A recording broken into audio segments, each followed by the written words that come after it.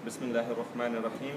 Alhamdulillahi Rabbil Alameen. As-salatu was-salamu ala Rasulihil Kareem wa ala alihi wa ashabihi wa man istanna bi sunnatihi ila yawmiddin. Assalamu alaikum wa rahmatullahi wa barakatuh, brothers.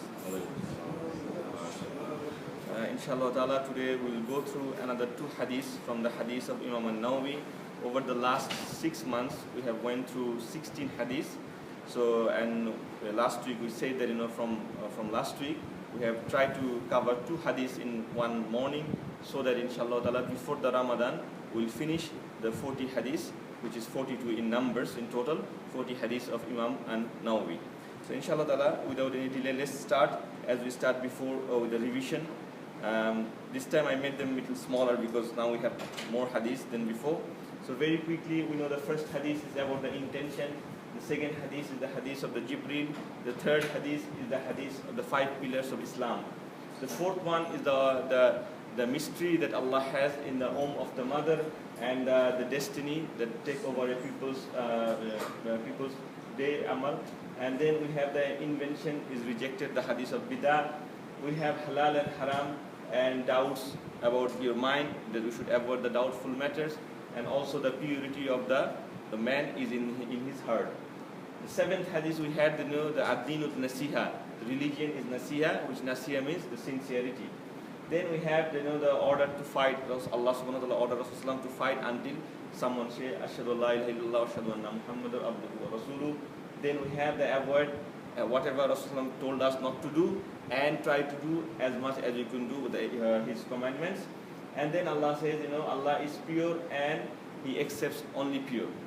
The 11th hadith is leave the doubtful matters if you have something that is no doubtful.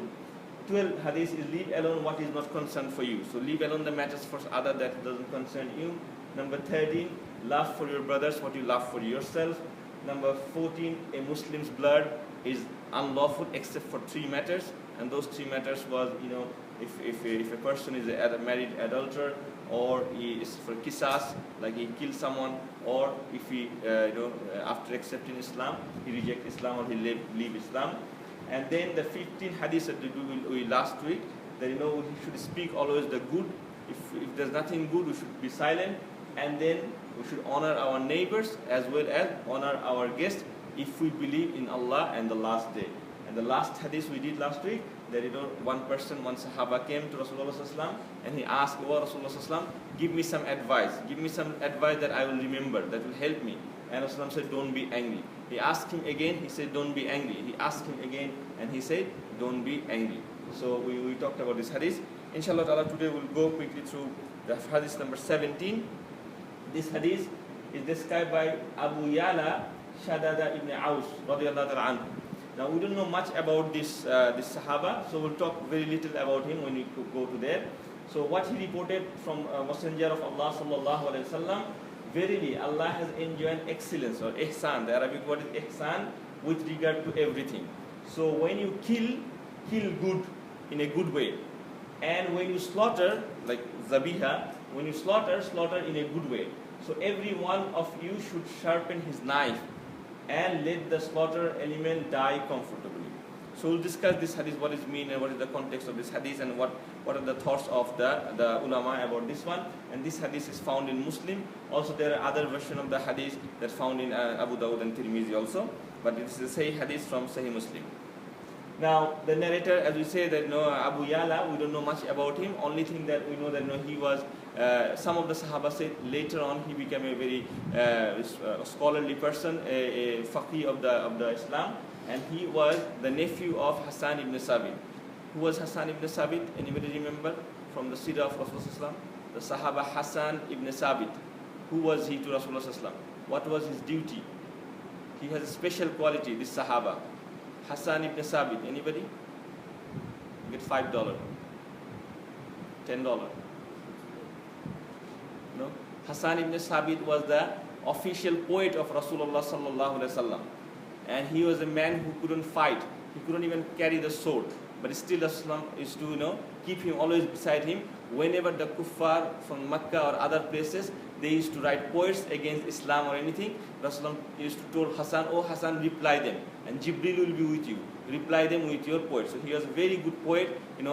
It's like, today's world, he was like a media person of Rasulullah sallallahu alaihi wasallam. He was the nephew. Abu Yala was the nephew of Hassan ibn Sabit. Now let's go to the hadith. The hadith talks about that Allah enjoined the ihsan. What is ihsan means? We have talked about ihsan in one of the hadiths. Which hadith was that? We talked about ihsan. Which hadith? Anybody remember? No, number 2.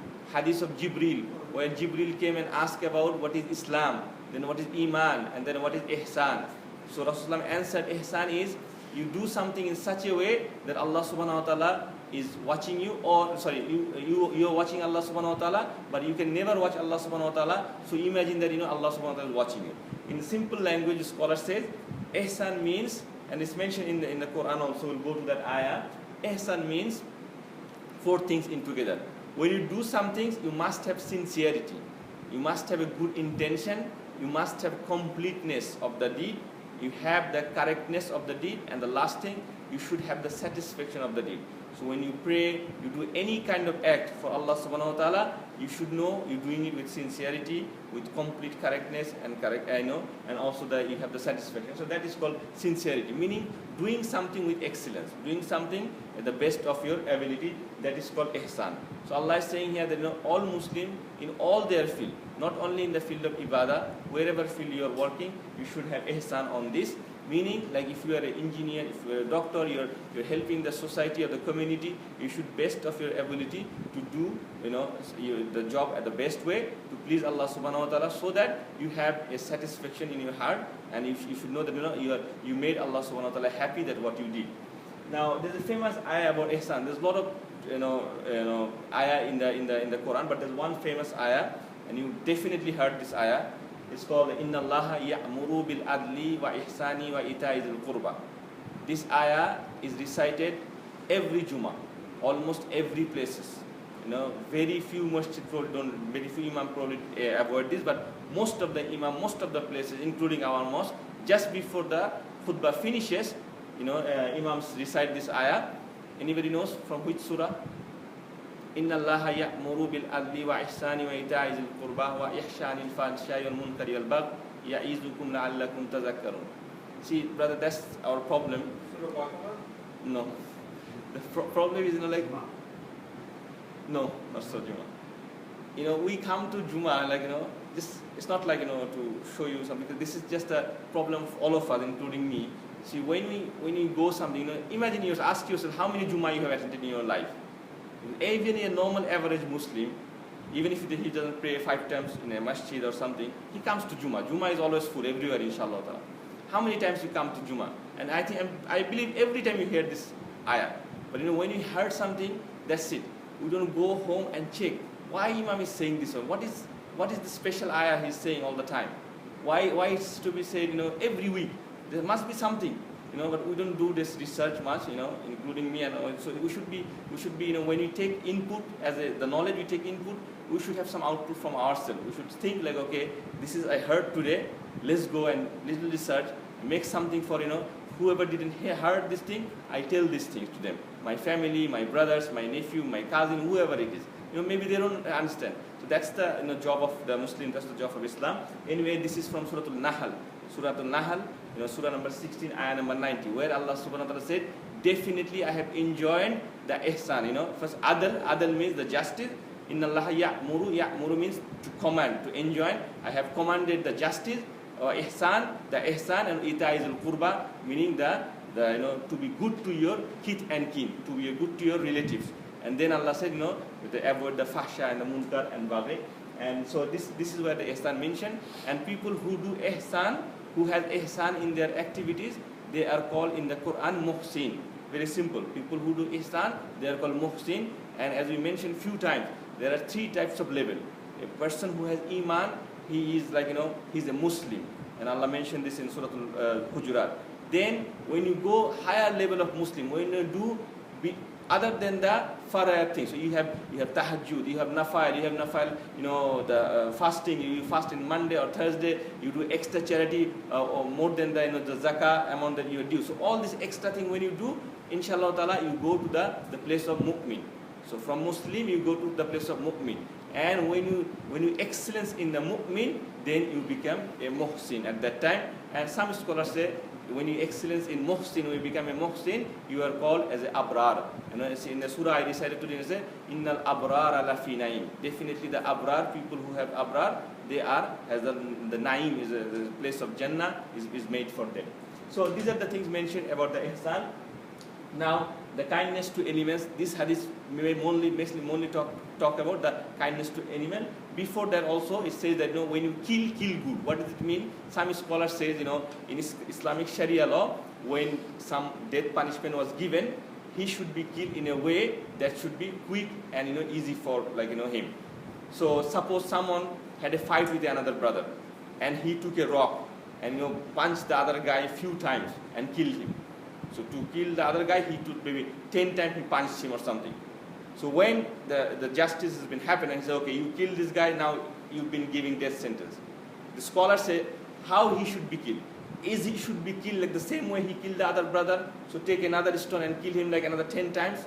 Some scholar, even Imam Shafi, said yes, he should be done like the same way. Because he did the same to the other guy. It should be the same way. But majority of the scholars say no.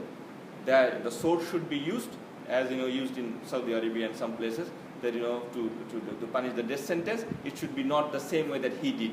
If he kills someone by torturing, we are not supposed to kill him. The Islamic judge should not give him the punishment by killing the same way, because it should be quick and easy based on this hadith. And then there comes the topic of the slaughtering, the kindness to the animal. A lot of hadith from Rasulullah Sallallahu Alaihi Wasallam said, whoever is not merciful to the animal, even when you slaughter a bird, if you are merciful when you slaughter a chicken or some other birds, if you are merciful, Allah Subhanahu wa Taala will show you mercy in the day of judgment. That's what he said. And even the other incident that we mentioned in the Sirah, that one day Rasulullah was passing by on valley, and a camel come to him, and the camel was crying and saying as if he's saying something to Rasulullah. So Rasulullah called the owner of the camel and he said, who is the owner of this camel? And he found the owner. He said, your camel complained that you put a lot of burden on him, a lot of weights on him, and he cannot carry this one. So Rasulullah said, never do this thing. So there's a lot of hadith about the kindness to the animal. So here also in this hadith, Rasulullah mentioning when you do the zabiha, you do it properly. And there's Islamic way to do this one. I'll just talk about the basic fiqh of the zabiha. There's a lot of discussion about this one, how things can get halal and haram. Basically, there's three principles. There's three things you have to remember when you do zabiha. First, the person who is doing zabiha, he has to be a Muslim, or he has to be from an Ahlul Kitab. Who is Ahlul Kitab? Christian or Jews. Now, there's another debate on that. Is the Christian and Jews of today's world is the same as the Christian and Jews of the time of Rasulullah Sallallahu Alaihi Wasallam? And most of the scholars say yes, it is the same, because they still believe in the same. Yes, their way of life probably changed, but they still believe in Trinity, and that Jesus is the Son, astaghfirullah, all these things. So it is also considered as that they are still the same. So in this case, so they can do zabiha. But there's another thing I will mention, that that's the main thing, that you have to do tasmiyah. Tasmiyah means saying Bismillah. That's the second thing. When you do the zabiha, you must say the name of Allah, Bismillah. And the third thing is that you have to do the proper way. What is the proper way? For a birds or from other animals, there's three things and mentioned in different books. One of them, you have to cut the windpipe or the foot pipe, like the veins, and then the jugular vein. So, and there is debate among not debate like difference of opinion, like Shafi and Hanbali mazhab said all three has to be done. So the windpipe, foot pipe, and the jugular vein. But Hanafi said no, one of them is fine. So if you do just jugular vein, that is okay. So if one of these three is done, that should be fine. Now regarding the Ahlul Kitab, it says it is halal to have their meat if they slaughter the animal, but they must say the name of Allah Subhanahu wa Ta'ala. If they don't say the name of Allah Subhanahu wa Ta'ala, that is completely haram. Even if they are following, they go to church every Sunday, whatever they do, or synagogue, but it is not haram. They have to take the name of Allah Subhanahu wa Ta'ala. Also, the way they cut, because their book say that do the zabiha as the same way the Muslim has been prescribed. The same way they should cut the jugular vein or the windpipe or the foot pipe of the animal, of the goat or the cow or whatever it is. If they don't follow that way, if they just shoot the bird or whatever they do, like injection or whatever, that then it's not, even if he is a Christian or a Jew, it is not halal for us. So inshallah we'll finish this hadith up to here. We're not going to go too much of discussion about the Zaviyah because there's a big fiqh about these things and it will take much more research and time. Let's go to the next hadith. This hadith is a simple hadith, but also there is a lot of wisdom in this one. This hadith is described from Abu Dhar, Jundub bin Jundaba. So it's the Abu Dhar, the Sahaba, and also it is also described by Muaz ibn Jabal. So Radhiyallahu anhu reported that Allah Messenger sallallahu alaihi wasallam said, "Fear Allah, ittaqullah haysumi kuntum," meaning fear Allah wherever are you. And then he said, follow up evil deed with a good one, which will wipe out the bad deeds and behave good naturedly towards people. This hadith is found in Tirmidhi, and Imam Tirmidhi said this is a Hasan hadith, and some books of Imam Tirmidhi say it is Hasan and Sahih. What is Hasan and Sahih means? There's another debate about this one. For anyway, it is not a weak hadith. It is a Hasan hadith at the lowest level. So, and that's why Imam Nawawi put as 18 hadith on his hadith list. Let's talk about a little bit about the narrators, because these two narrators we have never been them before. So the first was Abu Dhar. Abu Dhar was a Sahaba who accepted Islam a long time ago, the early time of Islam, and he lived in Makkah for 4 months. Abu Dhar was a different type of Sahaba in austerity, meaning he has a lot of juhud inside. So when the money come to the Muslim land, he was always is to take only whatever he need. And there are 4 Sahaba that are considered respected by Shia. As you know, the Shia don't like the Sahabas. They do all these things that they do. But there are 4 Sahaba. They consider them as Sahaba, not as Munafiqun. Who are the 4 Sahaba?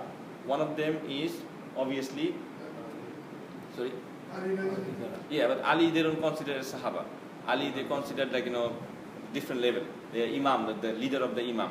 The 4 Sahaba they talk about, one of them is Abu Dhar al-Ghifari.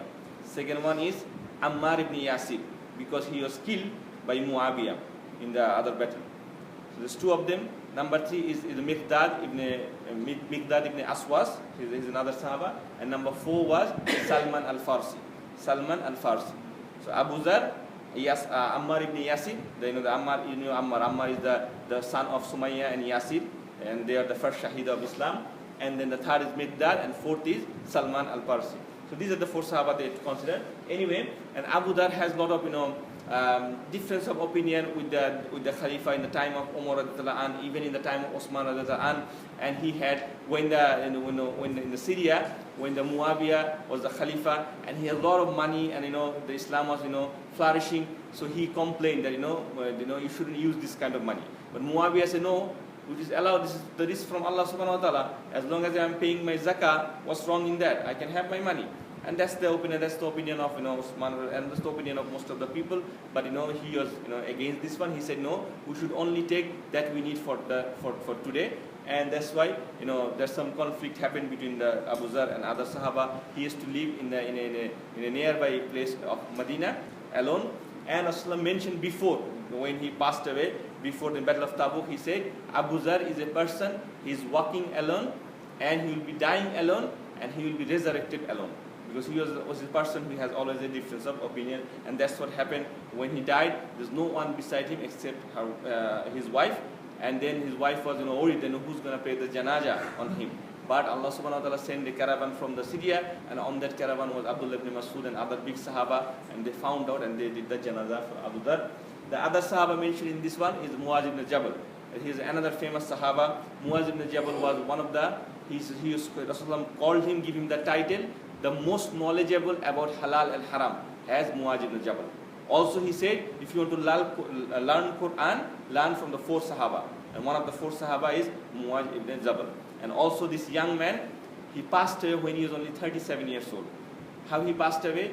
He went to Syria. Rasulullah sent him, he was going to Yemen first. Rasulullah told him as a judge, as a qadi to Yemen, to teach the people of Yemen the Islam. And he said, oh Muaz, when you're leaving, when you come back, you probably won't see me. And in that time, I swear by Allah subhanahu wa ta'ala, wallahi, I love you Muaz. He said the word, I love Muaz ibn Jabal. And then he gave him some advice. So Muaz ibn Jabal died because of the plague happened. There was a big plague in the time of Umar radhiyallahu anh, and during that plague he passed away when he was only 33 or 37. Some say 33, some say 37 years old.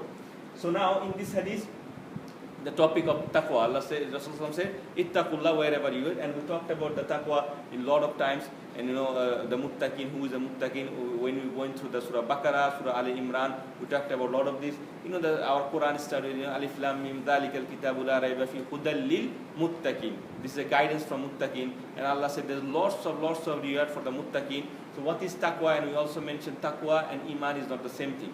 Everybody may have the iman, we believe in Allah, every one of us believes in Allah, every one of us believe in the Rasul Sallallahu Alaihi Wasallam, every one of us believe in the kitab and the malaik and everything, but the taqwa level is different for everyone.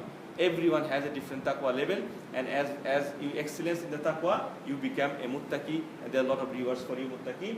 And taqwa means, or muttaqi doesn't mean that you are perfect, that you don't do anything wrong, no. Because if you are an insan, you definitely will do wrong, and that's what Rasulullah said. Whenever you have taqwa, you will still do bad deeds, and that's why he's saying that follow a bad deeds with a good deeds. Follow a bad deeds with a good deeds, and the good deeds and bad deeds, or as you all know, when you do a good deed, it wipes away the bad deeds. But at the same way, when you do something bad, this one bad is written for you, but you can destroy your good deeds also. And this is mentioned in the Quran a few times, even in the Surah Al-Hujurat, in the second ayah, Allah subhanahu wa ta'ala said to the Sahaba, if you raise your voice, Ya ayyuhallazina amanu la aswatukum fawqa sawtin nabi. If you raise your voice in front of the voice of Rasulullah, you will even know your iman is gone in a minute. You will know that your iman is gone, all your good deeds is gone, if you raise your voice. And for us, it is also the sunnah of Rasulullah or everything. We should be very careful on that one. And at the end, Rasulullah mentioned in the same hadith, the akhlaq, the good nature people. Why Rasulullah mentioned it here? Because taqwa is related to this one. You can be a Muslim, but as long as you don't have a good akhlaq, then you don't have taqwa. And if you have taqwa, you definitely should have a good akhlaq. And Rasulullah said, he has been saying, I have been sent to the ummah to one of my major job is to perfect the akhlaq. And Rasulullah said in few other hadith, akhlaq is the piety and righteousness of a people. So a people, it has the completeness of akhlaq, like completeness of righteousness, if he has a good akhlaq. So these are the three things mentioned in this hadith, mainly the importance of taqwa, and the good and the bad deeds, and also the importance of akhlaq. So inshallah ta'ala, we'll finish it here. Jazakallahu khairan. Yes. Can you elaborate about taqwa and muhsin? Yeah. Two things. Yeah. Sounds to me sometimes